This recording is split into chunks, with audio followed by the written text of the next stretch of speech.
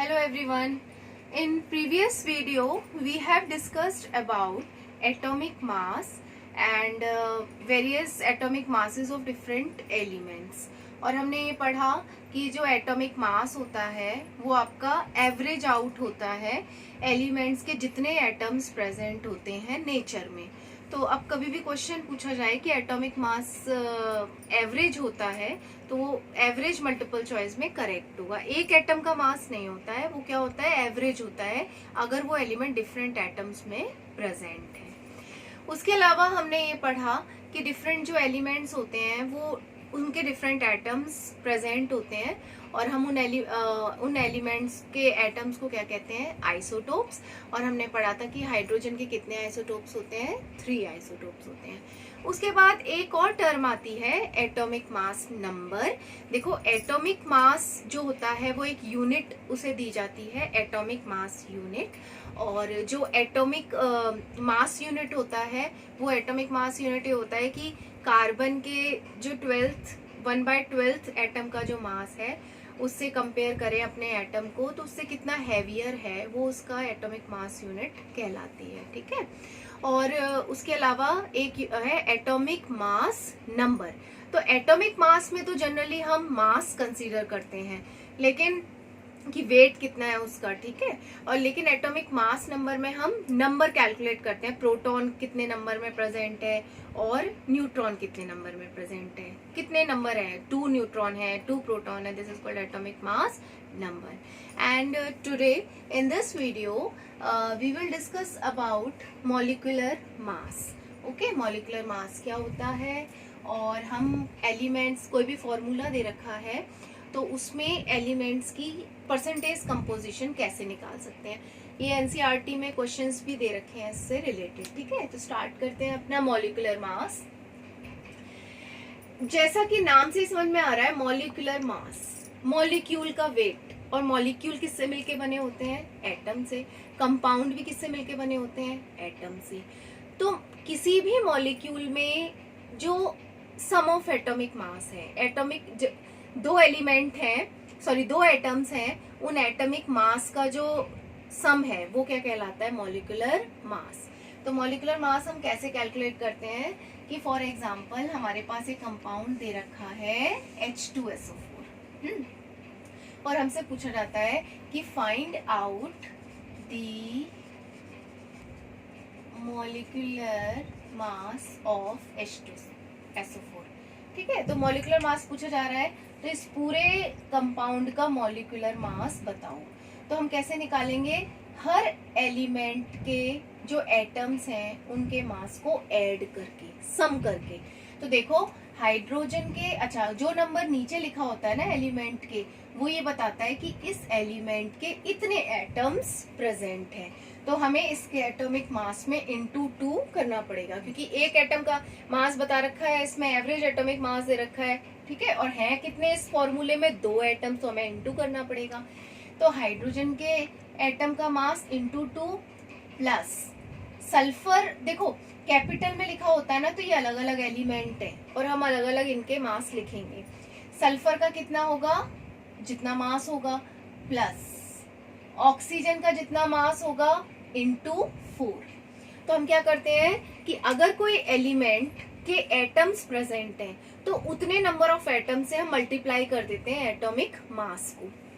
तो देखो हाइड्रोजन का एटॉमिक मास कितना होता है, 1, सल्फर का कितना होता है, 32, ऑक्सीजन का कितना होता है, 16। ओके, तो अब हम इसमें ना इनके एटॉमिक मास की वैल्यू पुट कर देंगे। देखो हाइड्रोजन के एक एटम की वेट दे रखा है 1, है कितने, 2, तो 1 इंटू 2। ओके, प्लस क्योंकि हमें सम करना है, एटम्स के मास को जोड़ना है हमें। Got it. तो हम क्या करेंगे, पहले ये आइडेंटिफाई करेंगे इसमें कौन कौन से एटम्स हैं या कौन कौन से एलिमेंट्स हैं। इसमें कितने एलिमेंट्स हैं, 3। एलिमेंट्स कैसे पहचानोगे, कैपिटल में लिखे होंगे वो सारे एलिमेंट्स। एलिमेंट्स किस में लिखे जाएंगे, कैपिटल में सिंबलाइज किए जाते हैं वो। तो देखो हाइड्रोजन कैपिटल में लिखा है तो एक एलिमेंट, सल्फर कैपिटल में लिखा है तो दूसरा एलिमेंट, ऑक्सीजन लिखा है कैपिटल में तो तीसरा एलिमेंट।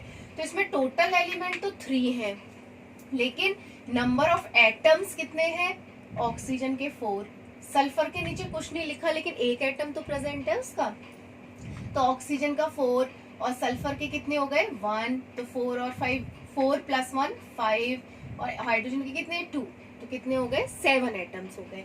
तो H2SO4 में टोटल एटम्स कितने हैं 7। और ये याद रखना कि जैसे एक एटम प्रेजेंट होता है ना तो वो कहलाता है मोनो एटॉमिक, वो उसकी एटमसिटी होती है। Number of atoms present in a molecule और इन अ कंपाउंड इज कॉल्ड एटमसिटी। तो एक एटम प्रेजेंट होता है तो वो कहलाता है मोनो एटॉमिक, 2 एटम प्रेजेंट होते हैं तो डाई एटॉमिक, 3 प्रेजेंट होते हैं तो ट्राई एटॉमिक, वैसे 3 से ज्यादा होते तो अपन पॉली एटॉमिक कहते हैं, लेकिन 4 प्रेजेंट होते तो कभी कभी हम क्या कह देते हैं टेट्रा एटॉमिक। टेट्रा का मतलब 4, तो ये तो अपन का पॉली एटॉमिक है। ठीक है, अब हम रखते हैं इसमें, तो हाइड्रोजन का एक 1 मास और है कितने एटम्स 2, तो 1 इंटू 2, प्लस का साइन लगाया क्योंकि दूसरा एलिमेंट शुरू हो गया। सल्फर का कितना है, एक ही एटम है, उसका मास कितना होता है 32 प्लस। अब ऑक्सीजन के एक एटम का मास होता है 16, है कितने यहाँ पर 4, तो 16 इंटू 4, तो मास कितना निकल के आता है 98 ग्राम्स। ठीक है, तो ये मॉलिक्यूलर मास निकल के आया। अब जैसे एक और एग्जांपल ले लेते हैं, यहाँ पर H2O का मॉलिक्यूलर मास निकालो, तो देखो हाइड्रोजन का कितना है 1 एटम 2 प्लस 60, तो कितना हो गया 80।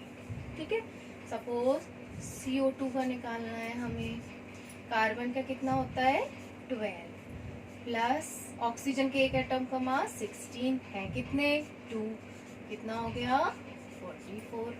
सपोज HNO3 का निकालना है, ठीक है, हाइड्रोजन का 1 प्लस नाइट्रोजन का कितना होता है 14 प्लस ऑक्सीजन का 16 इंटू 3, तो 15 प्लस 48 कितना आ गया 63।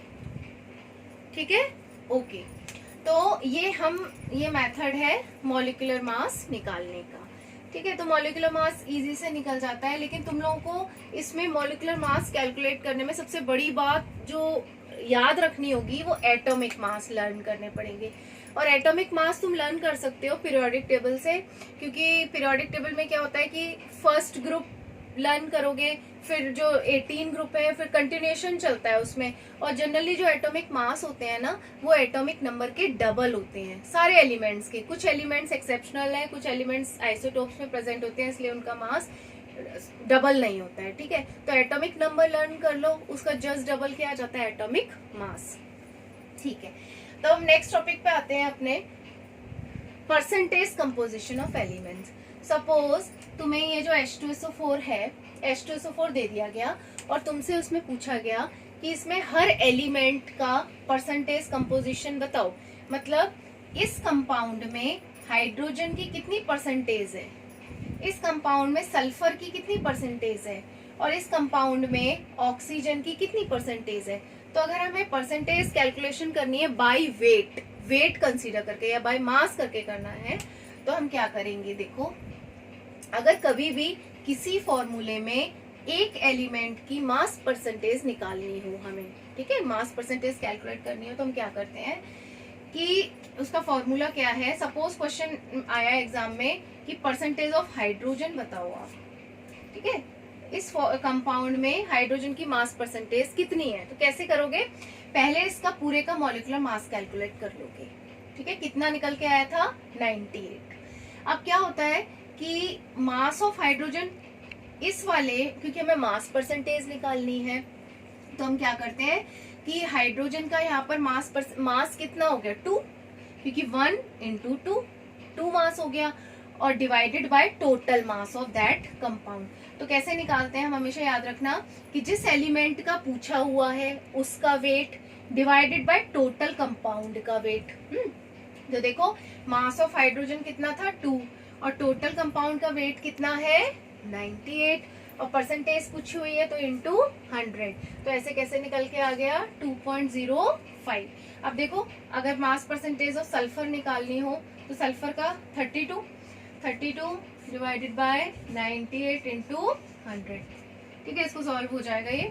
अब अगर हमें ऑक्सीजन का निकालना हो तो ऑक्सीजन के 4 एटम्स हैं, ठीक है, तो 4 एटम्स हैं आपके ऑक्सीजन के, तो कितना हो गया 16 इंटू 4 डिवाइडेड बाय 98, ठीक है, 4 और ये हो गया 64, ठीक है, 64 डिवाइडेड बाय 98 इंटू 100।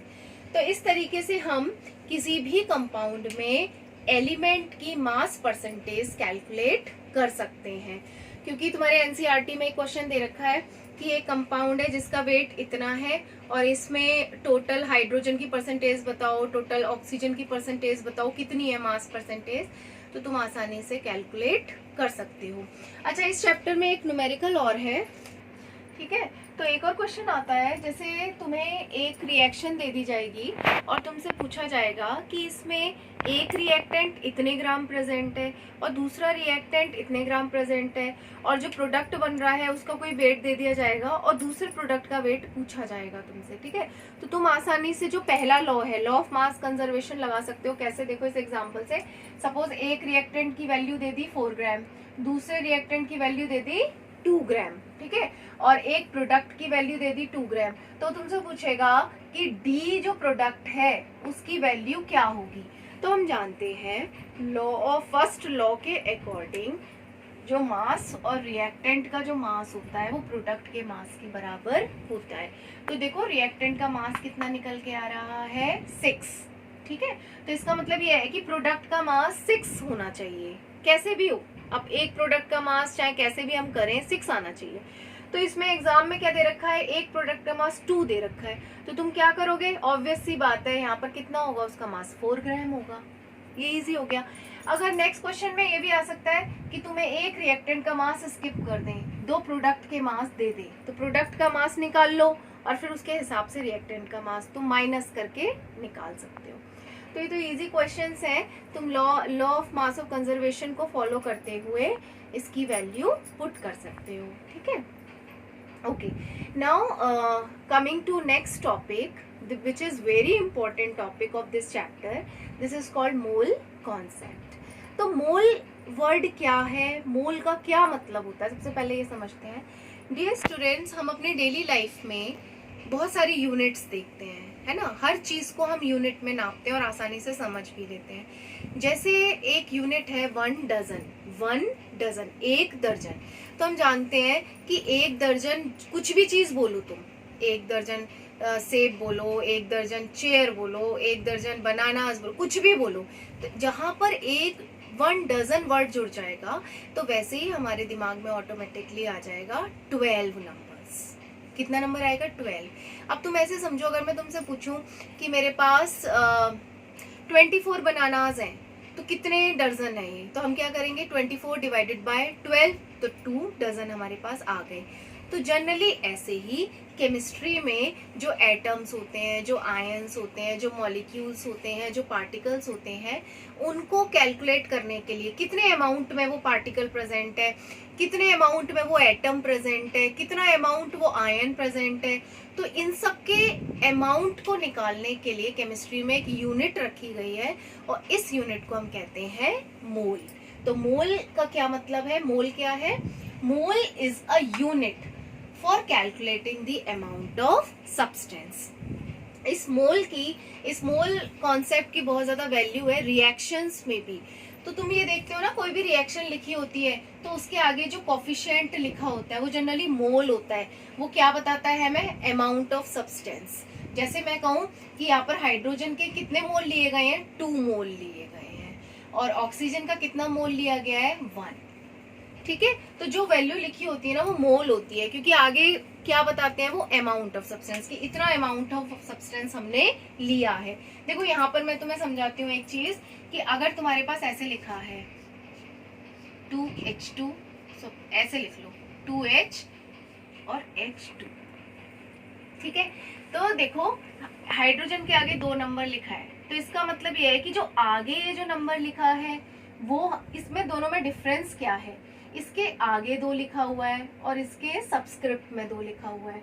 तो इनका क्या मतलब है? जो नंबर आगे लिखा होता है वो हमें ये बताता है कि अमाउंट ऑफ सब्सटेंस, हाइड्रोजन का कितना अमाउंट लिया गया है, 2 मोल। ठीक है, इतना मोल लिया गया इसका। और यहाँ पर ये क्या बता रहा है 2, कि इस एलिमेंट के इतने एटम्स प्रेजेंट है, नंबर ऑफ एटम्स। ये क्या बता रहा है? Amount of the substance. ठीक है, तो ऐसे ही ये जो रिएक्शंस लिखी होती हैं इनके आगे जो नंबर होता है वो क्या बताता है हमें? मोल्स बताते हैं, यूनिट बताते हैं कि कितना अमाउंट हमने लिया है इस चीज का। ठीक है, जैसे कि 1 दर्जन 12 नंबर की बराबर होता है, वैसे ही 1 मोल किसके बराबर कहा गया है? 6.022 इंटू 10⁻23। इसका मतलब ये है कि मैं कभी भी ऐसे बोलूं कि 1 मोल हाइड्रोजन, तो 1 मोल हाइड्रोजन में कितने पार्टिकल्स प्रेजेंट होंगे? 6.022। ठीक है, 1 मोल ऑक्सीजन कितने पार्टिकल्स या कितने एटम्स प्रेजेंट होंगे? 6.022। तो अगर हम 1 मोल बोल दिया, हमने कोई भी चीज 1 मोल बोल दी, तो 1 मोल का मतलब यह है कि उस सब्सटेंस में इतने पार्टिकल्स, इतने एटम्स, इतने आयंस उसमें प्रेजेंट होंगे। ठीक है, अब ये दिमाग में क्वेश्चन आता है कि ये वाली वैल्यू कहाँ से आई 6.022, और 1 मोल को हम 6.022 के बराबर क्यों रखते हैं? देखो, पहले इसको ये समझते हैं कि ये जो 1 मोल था ना, ये जो वैल्यू थी वो एक साइंटिस्ट थे एवोगैड्रो, उन्होंने दी थी। और इस नंबर को हम ना एवोगैड्रो नंबर भी कहते हैं, और इसको Na और N0 से भी डिनोट किया जाता है। ठीक है, अब ये समझाती हूँ 1 मोल हम कैसे इसको रिलेट कर सकते हैं। 1 मोल को रिलेट किया गया कि हमने कार्बन से, कार्बन के आइसोटोप से रिलेट किया गया, और ये वैल्यू भी वहीं से आई है। कैसे? देखो क्या किया उन्होंने कि उन्होंने 1 मोल को कैसे डिफाइन किया एवोगैड्रो ने। उन्होंने ये कहा कि अगर मैं 12 ग्राम कार्बन ले लूं, 12 ग्राम कार्बन ले लूं, क्योंकि कार्बन का एटॉमिक मास भी 12 होता है, तो मैं 12 ग्राम कार्बन ले लूं, और 12 ग्राम कार्बन में जितने पार्टिकल्स निकल के आते हैं, और उन्होंने कैलकुलेशन की, और उस जो कैलकुलेशन के लिए हेल्प ली उन्होंने, एक स्पेक्ट्रोस्कोपी हेल्प लिया, और उसके स्पेक्ट्रोस्कोपी का नाम था मास स्पेक्ट्रोस्कोपी। क्योंकि एटम्स का मास इतना आसान नहीं होता निकालना, तो उन्होंने मास स्पेक्ट्रोस्कोपी की मदद से ना 12 ग्राम कार्बन का मास निकाला। तो पता है उसमें कितना मास या कितने पार्टिकल्स निकल के आए थे? 12 ग्राम्स में 6.022 10⁻23 पार्टिकल्स निकल के आए थे, और उन्होंने कार्बन को ही अपना स्टैंडर्ड माना। तो वो ये कहते हैं एवोगैड्रो ने ये कहा कि हम कोई भी 1 मोल सब्सटेंस ले लें, जैसे कोई भी सब्सटेंस ले लें, अगर उस सब्सटेंस का उतने ग्राम में इतने पार्टिकल निकल के आ रहे हैं, तो वो उसका 1 मोल कहलाएगा। जैसे अगर मैं क्या कहा मैंने, सपोज अगर मैं यहाँ पर एल्यूमिनियम, देखो जैसे मैं 23 ग्राम एल्यूमिनियम लूं और उसमें मास स्पेक्ट्रोस्कोपी की मदद से इसमें नंबर ऑफ पार्टिकल्स निकालने की कोशिश करूं, तो पता है कितने पार्टिकल्स निकल के आते हैं? 6.022। तो इसका मतलब ये एल्यूमिनियम का कितना हो गया? 1 मोल। तो 23 ग्राम एल्यूमिनियम के किसके बराबर है? 1 मोल के। कहने का मतलब ये है कि सब्सटेंस का कितना भी वेट, अगर उसके किसी भी x ग्राम है, जैसे किसी सब्सटेंस का वेट है x ग्राम, और x ग्राम में 6.022 पार्टिकल्स निकल के आ रहे हैं, तो वो ग्राम उसका 1 मोल के बराबर होगा। Got it? तो जैसे उन्होंने 12 ग्राम कार्बन लिए थे, तो 12 ग्राम कार्बन का वेट कितना, उसमें कितने पार्टिकल्स आ रहे थे? 6.022। तो उन्होंने 12 ग्राम कार्बन को किसके बराबर माना? 1 मोल के बराबर माना। ठीक है, तो इसका मतलब 1 मोल इज इक्वल टू, मास देखें कार्बन का तो 12 ग्राम, और पार्टिकल्स देखें 1 मोल कार्बन में तो कितने निकल के आए थे? 6.022 इंटू 10⁻23। ठीक है, तो इसमें इसका मतलब यह है कि अगर किसी भी सब्सटेंस का कोई वेट में इतने पार्टिकल्स निकल के आते हैं, तो वो सब्सटेंस का 1 मोल कहलाता है, और उस 1 मोल का जितना वेट होता है वो कहलाता है उसका मोलर मास। देखो जैसे पानी है, वाटर है, तो वाटर का देखो आगे कुछ नहीं लिखा, तो 1 मोल हो गया ये। 1 मोल वाटर का वेट कितना है? 18। तो अगर मैं 18 ग्राम वाटर में पार्टिकल्स देखूंगी ना मास स्पेक्ट्रोस्कोपी में, तो पता है कितने आएंगे, 6.022 इंटू 10 टू द पावर 23। इसका मतलब 1 मोल वाटर में कितने प्रेजेंट होते हैं पार्टिकल्स, 6.022। क्योंकि मैंने पहले ही बताया कि 1 मोल में हमेशा कितने पार्टिकल्स प्रेजेंट होंगे, कितने आयंस प्रेजेंट होंगे, 6.022 इंटू 10 टू द पावर 23। तो 1 मोल पानी का वेट कितना हो गया, 18 ग्राम, और 18 ग्राम में पार्टिकल्स कितने निकल के आते हैं, 6.022। तो वो उसका क्या कहलाया, मोलर मास। मोलर मास क्या होता है, 1 मोल सब्सटेंस का कितना वेट है। तो 1 मोल H2O का कितना वेट आ रहा है, 18 ग्राम, और 1 मोल सब्सटेंस का जो वेट होता है वो क्या कहलाता है, मोलर मास। और मोलर मास में जनरली कितने पार्टिकल्स होते हैं, 6.022 इंटू 10 टू द पावर 23। ठीक है, और हम अब नेक्स्ट वीडियो में स्टडी करेंगे इसके ऊपर कुछ प्रॉब्लम्स। ठीक है, और गैसेस के लिए भी हम स्टडी करेंगे, क्योंकि ये जो सॉलिड पार्टिकल्स हैं इनका तो हम मास कैलकुलेट कर लेते हैं, लेकिन गैसेस क्या ऑक्यूपाई करती हैं, वॉल्यूम। ठीक है, तो वॉल्यूम जो होती है उसके लिए बताया गया कि स्टैंडर्ड टेम्परेचर प्रेशर पे, STP पे, तो जो गैस होती हैं वो कितना वॉल्यूम ऑक्यूपाई करती हैं, 22.4 लीटर्स। तो 1 mole of gas, 1 mole of given gas occupies always 22.4 litres. Got it. तो ये कांस्टेंट है। नेक्स्ट वीडियो में हम इसमें जो न्यूमेरिकल्स हैं उनके बारे में स्टडी करेंगे। ओके, और कुछ डाउट हो तो पूछ लेना। Okay, thank you.